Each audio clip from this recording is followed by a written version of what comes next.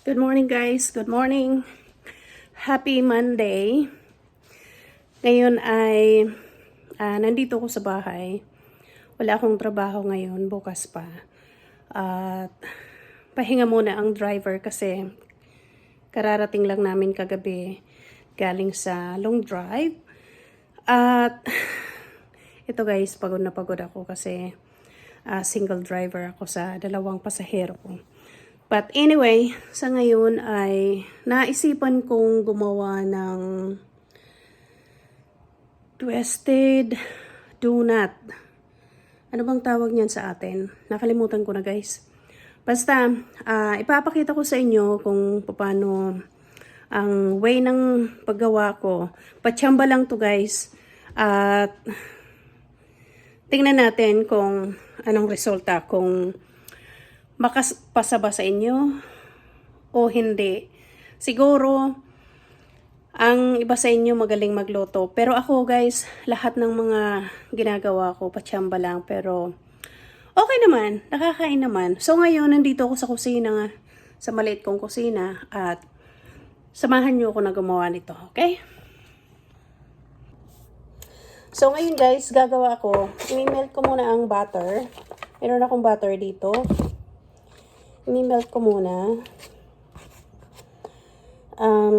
Siguro kalahati nitong isang butter ang i-melt ko para mas accurate ng kaunti. Accurate ng kaunti lang pala, guys. But yan nga ang sinasabi ko, guys, na patsamba lang to. So, i-melt natin. I-melt natin. At mayroon na ako ditong inano na yeast. Ito. So, i-inano ko na siya. I-melt ko na siya sa gatas. And then, lalagyan ko na siya ng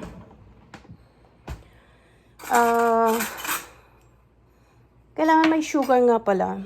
Where's the sugar? May sugar pa tayo. At kailangan may asin din. Kuha tayo ng asin. Kailangan, isali ko na nga pala yan dito. So, isasali na natin guys. Isasali na natin. So, 1 teaspoon ng salt. And then, ito ay, ilang ano to? 1 tablespoon. At lalagyan natin ng siguro 1, 2, 3, 4 tablespoon. 4 tablespoon of sugar. Sugar, guys. And then, mix natin. Mix natin. Mix na.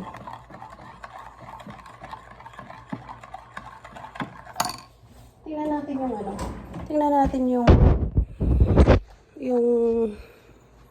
kung nagme-melt na. Nagme-melt na, guys. So, nagme-melt na siya. Guys, pasensya na kayo dyan kasi hindi ko pa yan yung dala namin na nag-long drive. At nag-ano lang ako ng mga labahin namin. So, kaya inilagay ko lang muna dyan. Tinanggal ko na.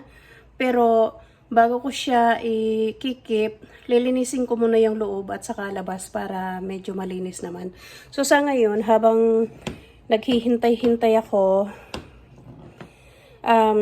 double purpose kasi guys itong ginagawa ko ngayon. Naglilinis, nagliligpit, at the same time, nagluluto nitong twisted donut. So, kasi, di ba pag inaano natin, kailangan natin na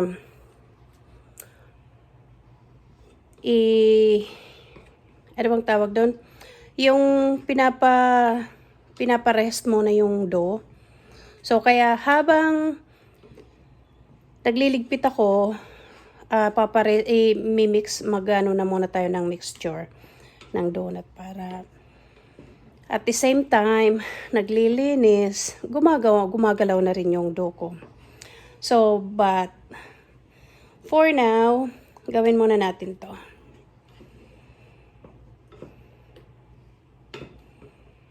Yan. So, ito na guys. Ito na. Nagmi-melt na siya. Kaunti na lang. And then, pagkatapos niyan, i-ano muna natin.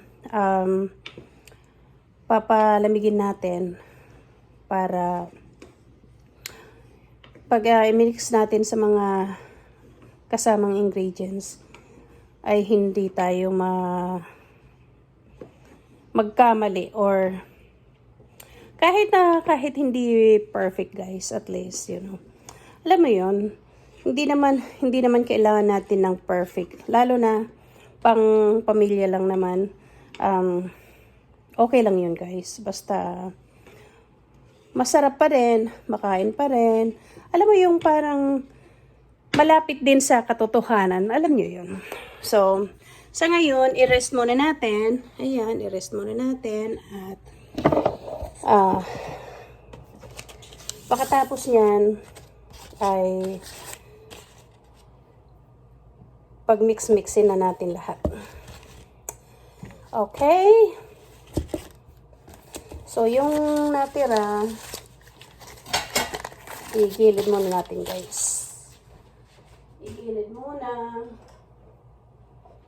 At itong asin, ikip na rin natin para malinis ang paggagawa natin. So ito, yung yeast at saka sugar, salt, pinagsama ko na dito. Gatas pala to guys ang ginamit ko, fresh milk. Fresh milk. So, gagamit tayo ng medyo malaki. Kukuha ako ng malaki-laki para magandang pag-mixan ng dough. Meron ako dito guys na medyo malaki. Kunin ko.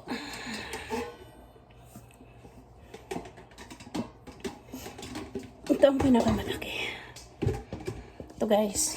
So, i-ano ko dito para malaking gagawan. Kasi gusto ko guys yung medyo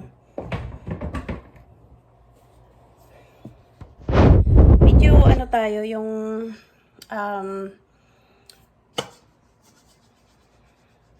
magandang malawak or malaki ang pagmimiksa ng dough, di ba? So, i-ano na natin guys ay, ang ganda ng ano nyo. Ang ganda ng position nyo dyan.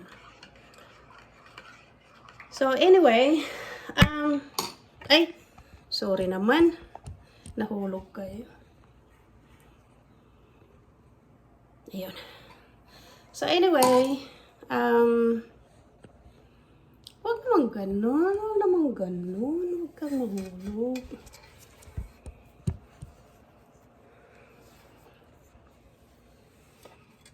Kumukuha pa ako guys ng magandang position. Ayun. Pwede na yata. Ayun. Yun ang maganda. Yun. So, kulang pala ako guys ng itlog. So, kailangan ko lang kasi marami tong siguro 2 cup na to ng gatas. I-mix ko muna guys. Mikos muna natin. Mikos para yung yeast at saka sugar and salt makasama na. Naka-mix na.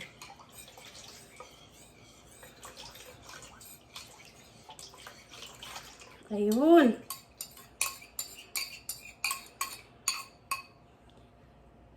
Pagkatapos, i-ano natin guys yung itlog. I-mix na natin. Apat na eggs.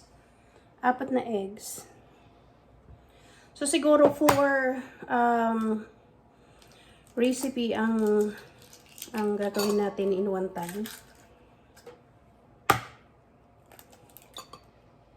Hindi ko lang alam kung tama yung butter na ginawa ko. Kasi kalahati lang guys ng buong pack. If not, kailangan kong ubusin lahat.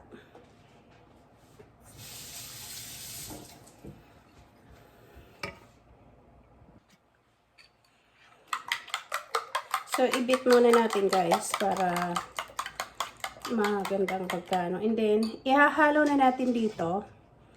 Halo-halo na natin dito sa may yeast.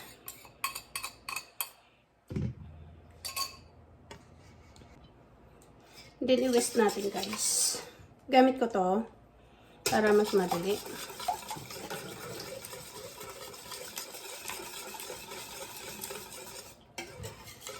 Para yung buo-buong sugar and salt mai-mix, di ba? So guys, mayroon akong measurement dito. Ito 1 cup to at ito naman 1 cup din. So lalagyan natin ng mimixan natin ng kaunting gatas pa, siguro mga at least mga 2 cups pang gatas. So ito na lang ang ko sa gatas dahil basa, at ito naman ang gagamitin ko sa flour. Hindi ko na pati maalala guys sa flour. So ito, dito tayo sa gatas. At least lagyan pa natin ng mga isang, let's say 1 cup. 1 cup guys. Pero kailangan yata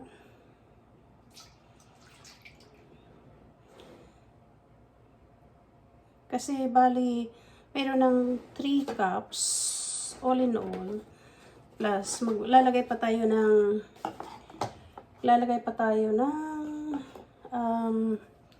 butter. So siguro guys tama na muna yan. So i-mix na natin guys tong hindi na masyadong mainit.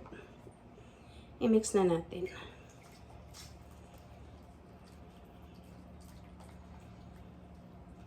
Ayun.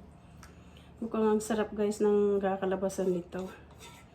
More on, more on butter, eggs, at saka milk. So,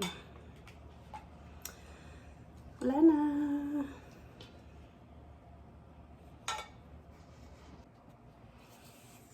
So, imikos-mikos na natin gamit itong wooden na spoon.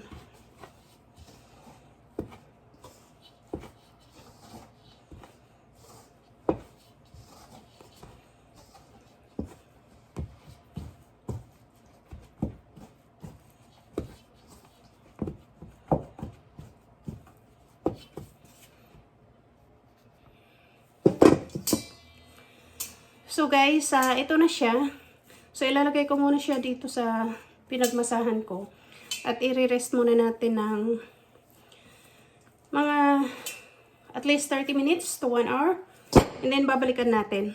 Okay? So guys, ito na yung ginawa ko. Pinaganyan ko muna at i-rest ko muna ng a few minutes bago i-start.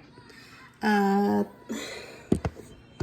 takpan ko muna nito para hindi siya ma-dry. Yan. Malinis yan guys. Malinis. So guys, ito na. Ito na ang sample ko dito. Ito.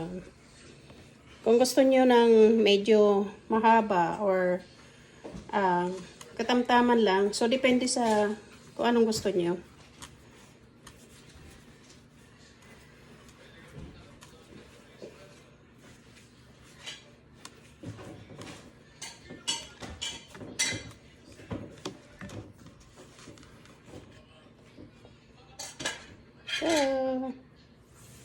Tapos, kailangan yung pinakadulo niya i-close para pag pinirito, hindi siya mag-open. So, kagaya nito, i-close ko rin siya. Ayan.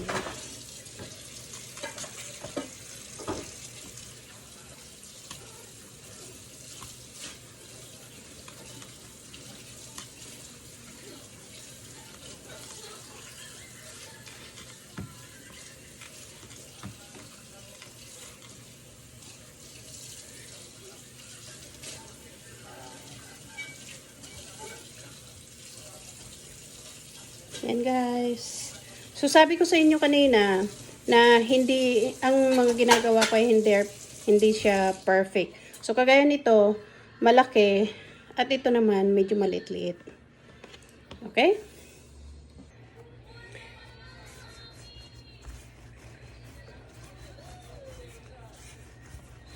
So guys, ang ano nyo is from middle to padulo. So ngayon, kailangan yung different way ang ano nyo pag para maikot siya. And then gaganatihan lang. Ayun. And then ipasok natin dito para hindi mahuli. And last one.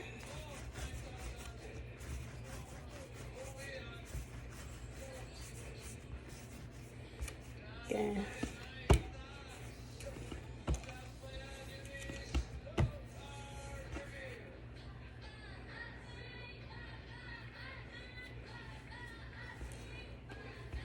And then i-close. Ito na guys. Ito na ang nagawa natin. Ayan. Ayan. Ayan lahat. So ngayon ano natin?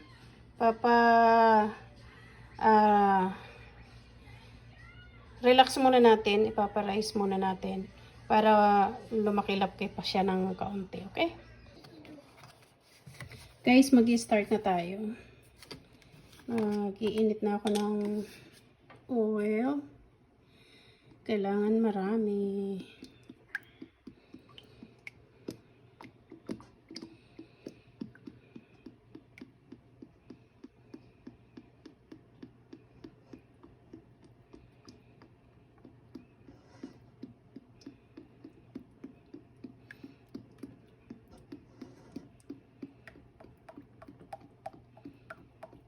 So, okay na yata yan. Looks like okay na. Basta nakalitaw guys pag paglagay. Nakalitaw, hindi yung nakababa ka agad. Para hindi ka agad masunog yung ilalim. So guys, mag-start na tayo. Kunin natin isa-isa at ilagay dito. Ilagay dyan. Ilagay dyan. Para hindi siya ma-ruin. First batch.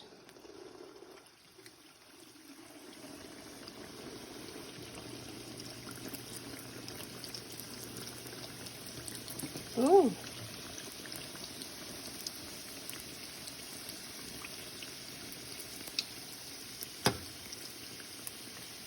Ang bilis.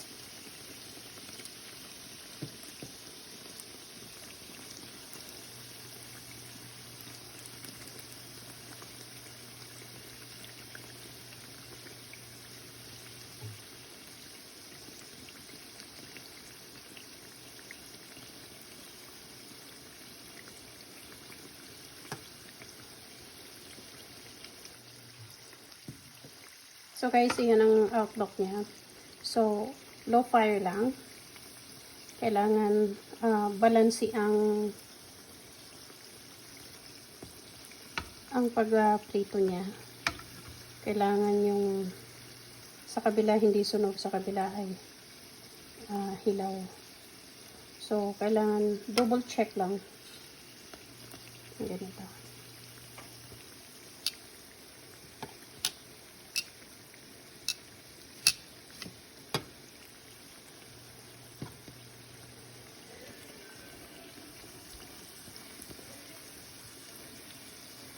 So, laging low fire lang guys. Kasi para, crunchy siya. Dapat luto yung sa loob niya. Okay. So, basta guys, nasa low fire lang siya. Siguro, okay na siya. Kasi brown na siya. At hanguin na natin. Tulo. Meron ako ditong patuluan. And then, tanggal. Ayan. So, yan guys. Inilagay ko dito. Second batch. Lagay natin. Uy, mainit. Lagay.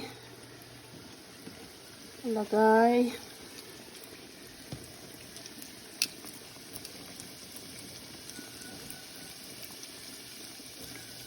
Ang bilis niya guys na mag-flow. So, ibig sabihin, maganda yung sa loob niya. Hindi siya yung matigas.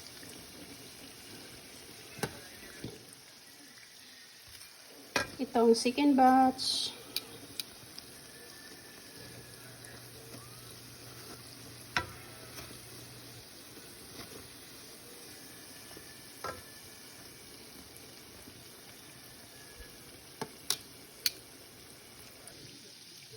Last batch.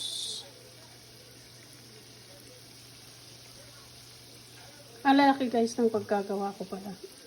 Kasi after na nilagay ko sa sa oven, bigla silang lumaki. Sobrang laki. So kaya guys, pag magbi-business kayo, kailangan yung tamang size lang kasi malulugi pala kayo. Pero pag pamilya lang, okay na tong size na to para at least kapag makaisa ka lang, busog ka na at satisfied. Yan. Ganda ng kulay. So guys, ito na ang final. Ito na nagawa ko lahat. Ang dami. Punong-puno yung langga ng pinagmasahan ko. Punong-puno siya kasi malalaki talaga. So ngayon guys, tikman na natin. Kuha tayo ng isa. At tikman natin. Ito nga siya lahat. Diba? Yan lahat. So ipamigay na lang natin guys sa mga kapitbahay natin. Kasi sobrang dami talaga. See? Nakita nyo yun? Napaka-soft ng sa loob at lutong-luto siya. Ayan. Sarap. Sobrang sarap. At tamang-tama lang yung yung sugar niya. Kaya hindi ko pinakalagyan kanina nung magmasa ko ng dough. Hindi siya maraming sugar para, kumbaga yun, blend lang yun. Sugar and salt. Blend lang yun kasi ano pa rin sa sugar. Which is na wala akong ano yung tawag doon? Kasi gusto ko yung sugar lang talaga. So kaya ito na. Napakasarap.